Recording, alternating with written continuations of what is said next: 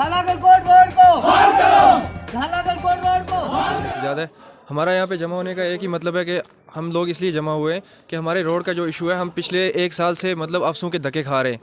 हम कभी SDM office जाते हैं, कभी यहाँ पे आते हैं, कभी वहाँ पे। तो हमने आरटीआई भी की हुई थी। मुद्दे दो ही हैं, एक तो हमारा रोड खोल दें, एक जो आरटीआई की हुई है उसका रिस्पांस दे दें। आज 1.5 महीना हो गया हमारी आरटीआई को। जब भी हम आरटीआई की बात करते हैं तो बोलते हैं कि हम आपको मशीन भेज देंगे, चलो छोड़िए गाली खाओ। तो इसलिए मैं चाहता हूँ कि हमें आरटीआई का रिस्पांस मिल जाए और जो हमारा रोड है वो खोल दें विदिन 2 डेज़। अगर खोलते हैं तो ठीक है, नहीं तो हम 300-400 बंदा सीधा मेन रोड पर आएंगे। आप चाहते हो कि अगर हम नेशनल हाईवे ब्लॉक करें तो फिर हमारा काम मत करो। अगर आप चाहते हो कि हमारा रोड खुल जाएगा, हम फिर नेशनल हाईवे ब्लॉक नहीं होगा, नहीं तो हम कर देंगे फिर नेशनल हाईवे ब्लॉक। मैसेज यही है कि हमें बस आरटीआई का रिस्पांस मिल जाए और हमारा रोड खुल जाए। पूरा गांव आया है, पूरा गांव आया है, आपके पास आया है जनाब। आप लोगों के लिए यहाँ बैठे हो, पब्लिक के लिए यहाँ बैठे हो। आप पब्लिक के लोग हो, आप पब्लिक के पास क्यों नहीं आ सकते हो? आप अपनी कुर्सी छोड़ने पे तैयार नहीं हो। गवर्नमेंट ने आपको इसलिए थोड़ा ही रखा कि आप कुर्सी के मजे लेते रहो, गवर्नमेंट गाड़ी के मजे लेते रहो। ये रोड कौन सा है? ये रोड है थालागढ़। ये सर 2006 में इसका काम स्टार्ट हुआ है। 2006 में 18 साल 20 साल हो गए इसको चलते हुए। आज बोलता है जय साहब के ये कागजों में नहीं है, लोगों को गुमराह कर रहे हैं। हमारा एक एक्सीडेंट हुआ ऊपर इस रोड की वजह से, आरएनबी की वजह से एक्सीडेंट हुआ। हमारा एक नौजवान चला गया जिसके 7-8 बच्चे रह गए बेचारे के। उनको खाने के लिए एक टाइम का खाना नहीं है घर में।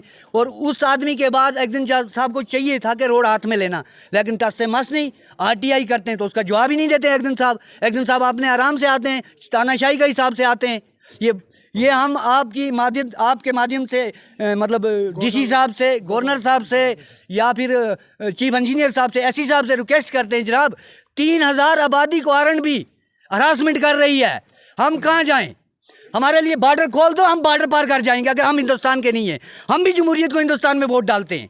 ये नहीं है कि हमारे साथ आप सौतेली माँ का सलूक करो हैं। और पूरे बैकवर्ड लोग बेचारे रहते हैं, पीछे गरीब लोग हैं। काम पे जाने दिन को जाते हैं, सुबह आते हैं, शाम को 12 बजे पहुंचते हैं वो घर पैदल चल चल के। अगर गाड़ी की सहूलियत होती तो शायद अपना बाप अपने बच्चों में 2 घंटे 4 घंटे बैठ सकता है। लेकिन एक्शन साहब को कोई एहसास ही नहीं हो रहा है, टस से मस ही नहीं हो रहा है। हमें कल शादी है, बुनियाद से बारात आएगी। आप सुबह से कितने बजे से आए? हम सुबह 9 बजे से यहाँ खड़े हैं। 12 बजे एक्शन साहब पहुंच जाएगा। हम सुबह 9 बजे यहाँ 9 बजे से खड़े हैं और एक्शन साहब हमें बोल रहे हैं 2 आदमी अंदर आओ। Who is you? कौन है एक्शन साहब?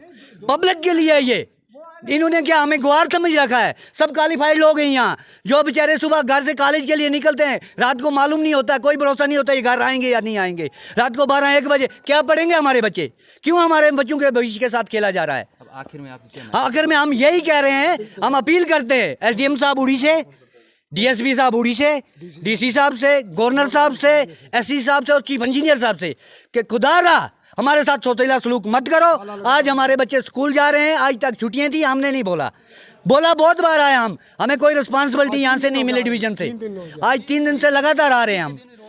ये वाजिया तौर आपके माध्यम से कहना चाहते हैं डीसी साहब और एसडीएम साहब से, अगर परसों हमें शादी है, अगर कल हमारा रोड नहीं खुलता है तो मैं ये आपके माध्यम से एसडीएम साहब से भी रिक्वेस्ट करता हूँ, डीएसपी साहब से भी रिक्वेस्ट करता हूँ, एसएचओ साहब से भी रिक्वेस्ट करता हूँ कि हम कल परसों नेशनल हाईवे बंद करेंगे। उस वक्त फिर हमें ना कहें कि आप गलत थे।